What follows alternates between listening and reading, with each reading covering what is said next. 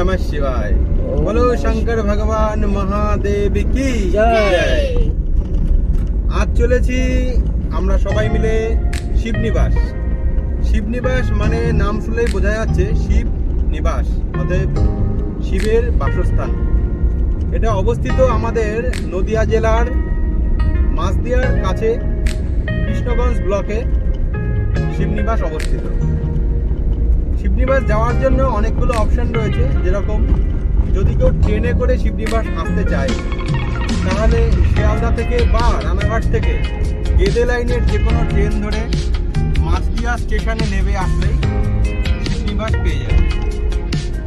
এছাড়া যদি কেউ কৃষ্ণনগর থেকে আসে তাহলে কৃষ্ণনগর থেকে মাছদিয়াগামী যে সমস্ত বাস রয়েছে সেই বাসে করেও শিবনিবাস আসতে পারে।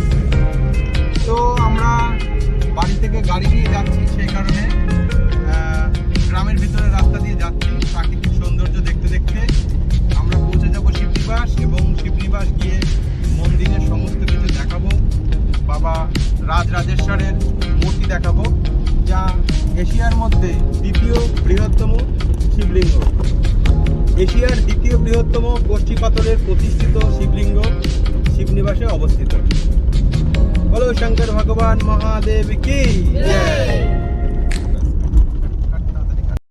হাঁসখালি থেকে গাড়ি চালিয়ে মাত্র আধা ঘন্টার মধ্যেই আমরা পৌঁছে গেলাম রাজরাজেশ্বর মন্দির শিবনিবাস। 1754 সালে রাজা কৃষ্ণচন্দ্র রায় এই মন্দির প্রতিষ্ঠা করেছিলেন। কথিত আছে রাজা কৃষ্ণচন্দ্র রায় স্বপ্নাদেশে দেখেছিলেন ভগবান শিব এই মন্দিরটাকে প্রতিষ্ঠিত করার জন্য বলেছিলেন, এবং তিনি এই মন্দির প্রতিষ্ঠা করেছিলেন। আর ঐতিহাসিক কারণ হলো, মনে করা হয় মারাঠা হানা বা বর্গী হানার থেকে নিজের রাজ্যকে বাঁচাতে মা গঙ্গার শাখা নদী চূর্ণির ধারে একটি সাম্রাজ্য তিনি আবার নতুন করে প্রতিষ্ঠিত করতে চাইছিলেন, যেখানে উনি সুরক্ষিতভাবে তার রাজ্য চালাতে পারেন। সেজন্য এই মন্দির প্রথম প্রতিষ্ঠিত করেছিলেন, এবং ধীরে ধীরে হয়তো বা প্রতিষ্ঠিত করে ফেলতেন নিজের রাজ্য। যাই হোক, এশিয়ার বৃহত্তম কষ্টি পাথরের তৈরি প্রতিষ্ঠিত শিবলিঙ্গ দিয়ে তৈরি শিবনিবাস আমরা দেখাবো। বাবার মন্দির সঙ্গে রয়েছে রাম সীতার মন্দির, আরও একটি শিব মন্দির। এটা বাবা বুড়োরাজের শিব মন্দির, সঙ্গে রাগেশ্বর শিব মন্দির, এবং তার পাশে রাম সীতার মন্দির। যাই ভিতরে গিয়ে বাবার মূর্তি দেখাবো। মন্দিরের বাইরেই পুজো যদি কেউ দিতে চায়, এই যে সুন্দর ডালা সাজানো রয়েছে, এখান থেকে ডালা সংগ্রহ করে পুজো দিতেই পারে। আমিও একটা ডালা নিয়ে চলেছি পুজোর উদ্দেশ্যে। মা পুজো দেবে। লো শঙ্কর ভগবান মহাদেব কি জয়। ডালা নিয়ে মা আসছে পুজোর জন্যে। চলো পুজো দিতে।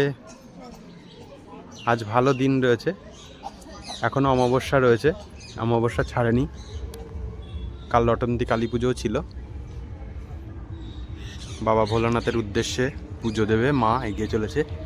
এই হলো রাজরাজেশ্বর বাবা ভোলানাথ। ওম নমঃ শিবায়। বলে শঙ্কর ভগবান মহাদেব কি জয়। এই হলো মন্দির, সুবিশাল মন্দির।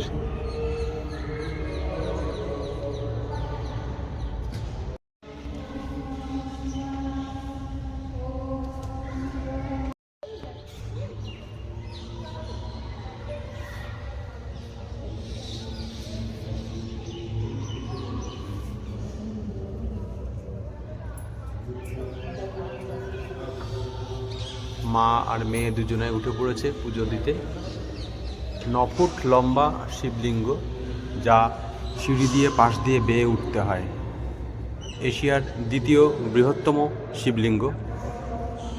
বাবার মাথায় পুজো দেওয়ার ফুল বেলপাতা দিতে গেলে এরকম সাইড দিয়ে সিঁড়ি দিয়ে বেয়ে উঠে তবেই হাতে পাওয়া যায়। জয় ভোলেনাথ, জয় শিব শম্ভু। এখানে সবাই মন্দির উদ্দেশ্যেই আসে না, সঙ্গে রিলসও বানায়, ফটোশ্যুটও করে। ভালো লাগে সবাইকেই, এদেরকেও ভালো লাগবে। এরা উত্তরবঙ্গ থেকে এসেছে, তো শুটিং না করে পারে। কেমন লাগলো তোমাদের এসে?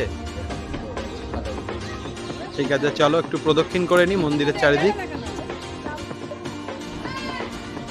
আশেপাশের পরিবেশটাও সুন্দর, এরকম একটা সাজানো লজ রয়েছে, ওয়েও রয়েছে।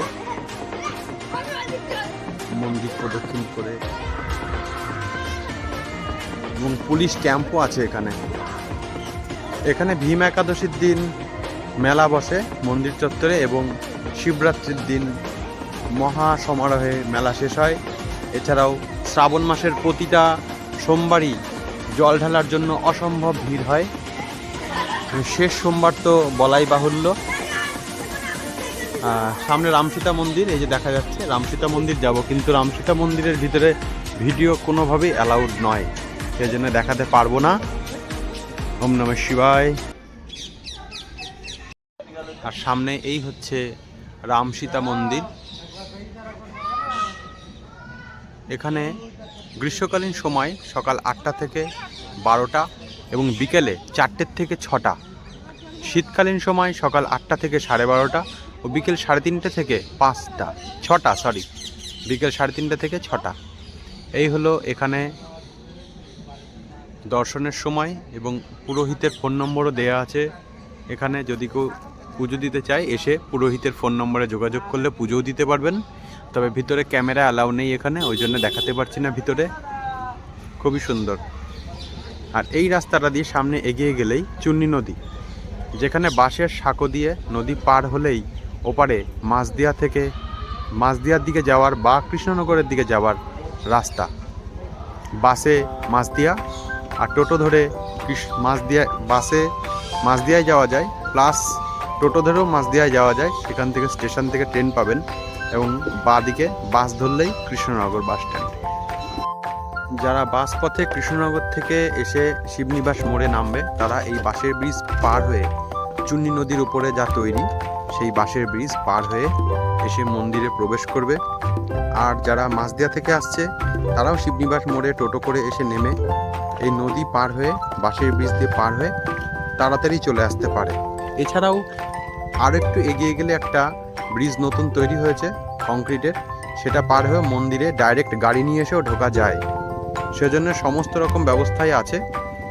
ঠিক এই নদীর ধার দিয়ে পার হয়ে এখান দিয়ে আমরা পৌঁছে যাব মন্দিরে, যদি গাড়িতে না এসে আমরা বাসে আসি।